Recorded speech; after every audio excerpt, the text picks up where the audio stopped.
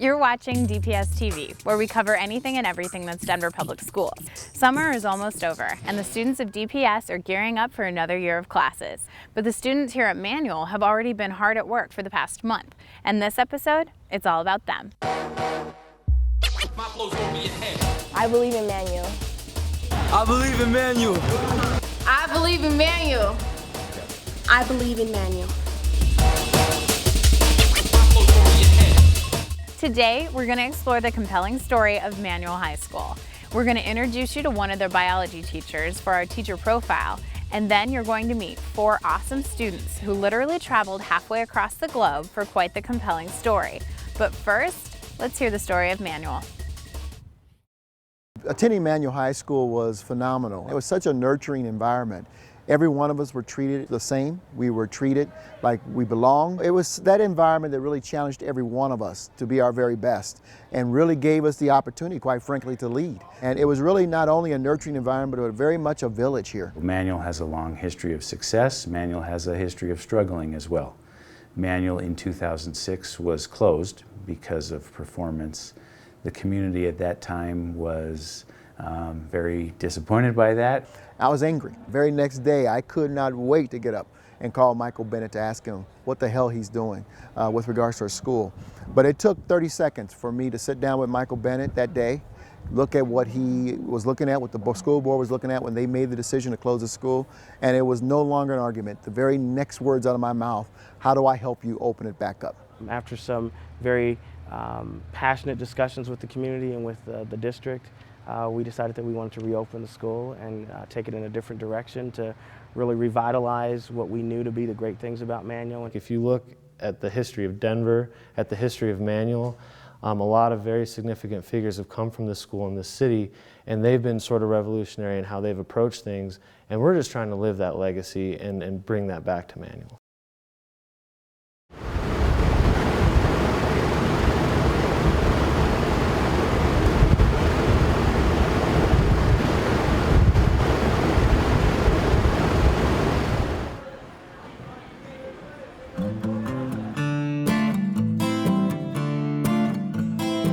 So I'm pretty glad we're in school. Like, I could be doing something positive. The more contact time you can have with kids, the better. And I really just feel like the more time we spend with the kids, the more they'll learn, the less they'll forget, the more active their brains will be. 26 divided by 3, enter, that's 26. We don't look at our students and say, oh, they're worse off than students in other places. We do acknowledge that they come with different struggles, different life situations. I think it's just because the background everyone comes from is so, everyone is so like hurt and they just have so much things going on. A lot in the neighborhood, you've always had to deal with things that have happened, and it's never easy. There's not really any shielding of what happens in the neighborhood. Like, parents will try to protect their kids from it, but eventually it all catches up to you. Like last year, there were a couple shootings in front of the school and just things that have happened in the neighborhood. My dad always wanted me to go live with him because he has like this really nice house and everything, but I always wanted to stay with my mom just because that's what I'm used to. And but she hasn't always been there for us either, so it's like it's like my grandparents are my parents. You know, our kids are just as capable as any other student in the district. They are able to achieve at high levels. It's just a matter of they need folks who believe that they can, and that's what we do. We believe that they can. All right. Do not accept mediocrity. You're better than that. Have a great rest of the day. Manual is succeeding, but our success is way too slow. The achievement gap is way too big, and we're closing the achievement gap way too slowly.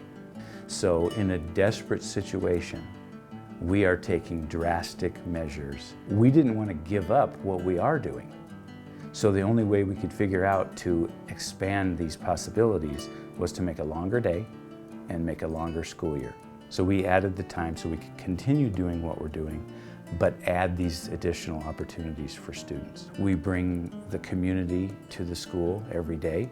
We have classes that are taught by community partners. Involving our community partners helps us with our students because we believe that it takes a village. In order to really shift the paradigm of possibilities for our students, success cannot just be the language of the school, success has to be the language of the community. And then we take students out of the building every 11 weeks to experience the world outside of their community. We, caravanned up to Colorado State University and piled into the dorms, and not only got to take a look at the campus, but to really ground ourselves. A lot of the social capital that a lot of other seniors in the district and in the state and in the nation graduate with, our students don't necessarily have those networks, those connections, those experiences that kind of give them a leg up when they're competing for places in college or for jobs.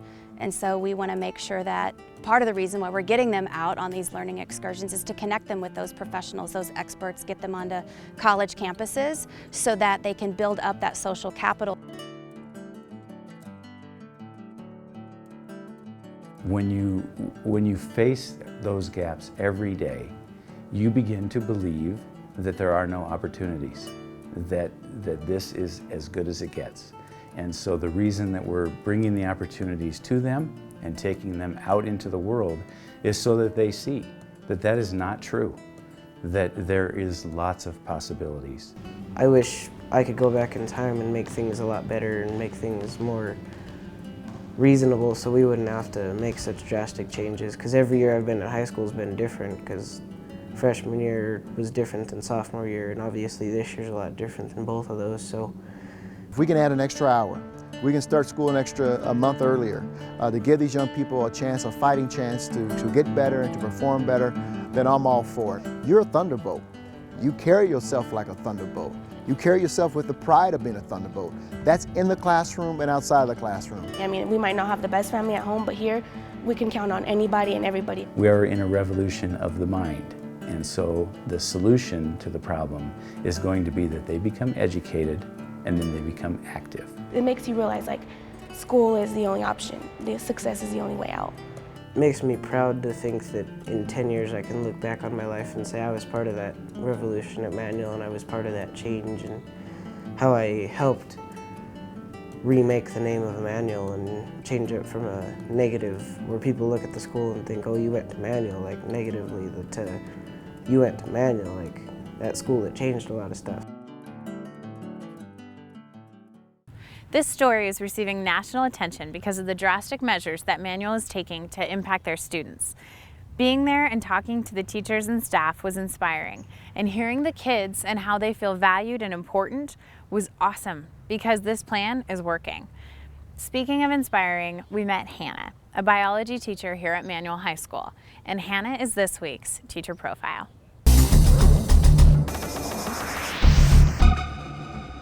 I'm originally from Portland, Oregon. I'm a first-year Teach for America teacher.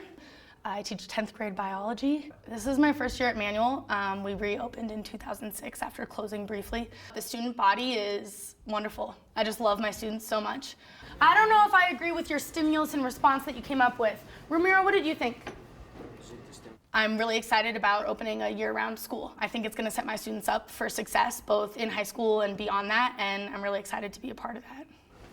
I've got the first example is your gallbladder. You guys might have heard that before. Most people don't really know what it does. My gallbladder is what releases bile, which helps me digest my food. What's up with biology? That's what my students say. It's a tough subject. Kids come in not liking science, and I have to change their minds. I have to teach them that it's really relevant, and it's not just something they have to memorize and pass just in order to graduate from high school, that it applies to their lives every day. And I think that's the most important part of my job, is giving them the excitement of science to move on to other classes, to move on to careers in colleges where they study the subject. I think that my students will be on a different trajectory if they leave my classroom thinking that science is cool instead of thinking that science is lame. So I think that's my job, my most important job.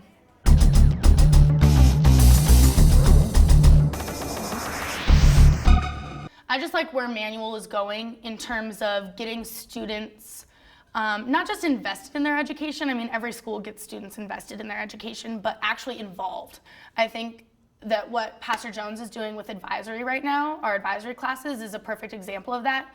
I teach an advisory of 12 girls, and today the subject was, what's a high need in our community and what are we gonna do as a group to combat that? And my students came up with their own, they said, there wasn't enough academic support within Manual, and they needed more academic support, and so they're starting a lunch tutoring program. I just think more things like that in all schools, but especially Manual at the point that we're in right now, is going to be transformational for all kids, but especially my kids' educational experience. So cool. I'm excited about that. Awesome. Awesome. Yeah. Cool. Hannah is just one of the many committed teachers working extremely hard to close the achievement gap that Manual High School faces.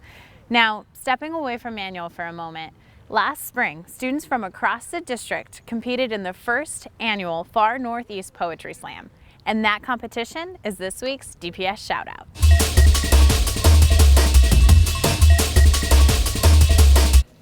Bird flying high, you know how I feel. Sun in the sky, you know how I feel. Breeze drifting on by, you know how I feel. I like that. Give these poets your energy. They're gonna need it, all right? Give a round of applause to them right now.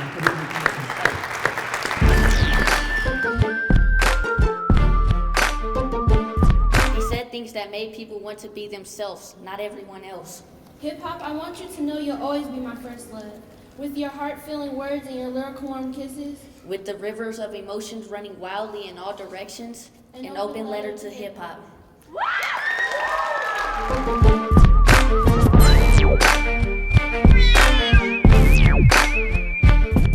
Jesus, I am the begotten Son.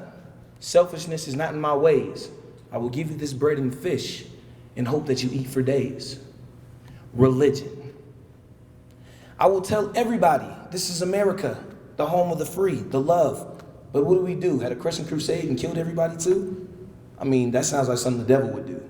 Dying thirsty from the struggle to my own hustle bubble. Dying thirsty from the struggle to my own hustle bubble. Trapped in a cage of my own interests, constructed of thoughts and ideas, morals and desires I can't even move. I'm stuck in myself. I am my own mask, disguised by the fact that I am not disguised. So yes, let the nothingness engulf me. Let hallucinations plague me. Let hell itself come up and torment me. Anything but having to endure myself.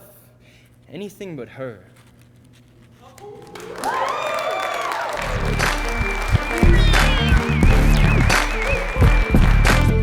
Another recipe, written through telepathy. At all times, keep my secret weapon next to me. His rage blinds him so that he cannot see it take control, and his fists take your pretty blue eyes and turn them black. The first day he hit you, just before you saw him, you told me it was kismet, meant to be that you were here to help him while he helped himself to your flesh, seeing you only as an object. I know this because he told me, but he didn't have to. Maybe the real reason they call it the winter of someone's life is because of how cold you feel when you watch that last drop of life fade from their being, and how much colder still you feel when you go to say good morning the next day and they're not there. But when it comes down to it, even if she will miss a good amount of things, and even if I never truly will be over it, I had 15 years, 6 months, and 6 days with that amazing woman, years of laughing and crying, injury and recovery, arguments and forgiveness, life and death, abandonment and reunion. And I always tried my best through it all to let her know that every moment was worth it to me.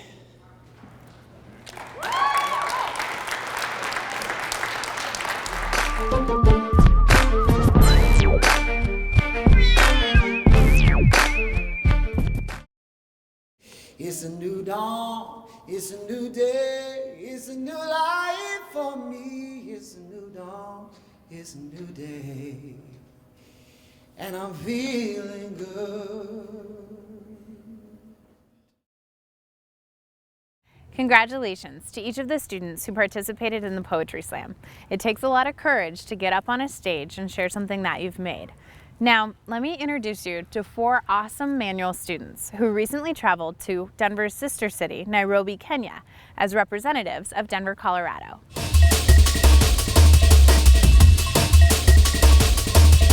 Tell me the story of Kenya. Like, what happened? That you're just going to school one day, they're like, hey, guess what, you're going to Kenya? How did it happen? Like, you have to write an essay on if you wanted to go, and like how you would change the community, and then if they picked you, you got an interview, and then if you did good on your interview, you went. It was only supposed to be 3 people going, but they said all 4 of our interviews were brilliant, so they couldn't turn none of us down. Why Kenya? Their capital, Nairobi, is Denver's sister city, so they wanted to strengthen our relationship between the both cities. Coming from Denver and creating that bond with the sister city, do you think that you did that? Yeah. How? Well, we told the Prime Minister and the mayor over there that they could come over here as well, and we do like an exchange, a student exchange sort of thing like we did, like every year. So we get to improve the connection between each other by exchanging students. What a compliment to you guys too that they chose you to be the representatives. What does that make you feel like? When they chose me, I'm like, okay, now they know that I can be a future leader of Manual. Do you think they value education maybe a little bit more than we do in the US? Yeah, definitely. They already like college level, like as a sophomore, junior, they're like college level. And I just thought that was like an eye-opener, like, wow, we take a lot for granted, especially education. My most nerve-wracking experience was when our councilman, Albus Brooks, chose me to read the proclamation to the mayor of Nairobi. I was so not prepared for that. Then after I read the proclamation, the mayor of Nairobi, he gave me these, like, it was a plaque from the city of Nairobi, and then he gave me like their flag. I was just so honored to receive that from him. Yeah. Tell me, revolutionary and scholars. Do you guys feel like, yep, you get it now? Yeah, because in the beginning of the trip we were preparing for it, and they told us, what do you think a scholar is? And we all came into a conclusion saying a scholar is always wanting to learn, and this trip really taught us a lot. And it makes us want to keep learning. That's why I think we all want to go back and just do more. And they said they'll help us too. Like, we're not alone in this. Yeah. So.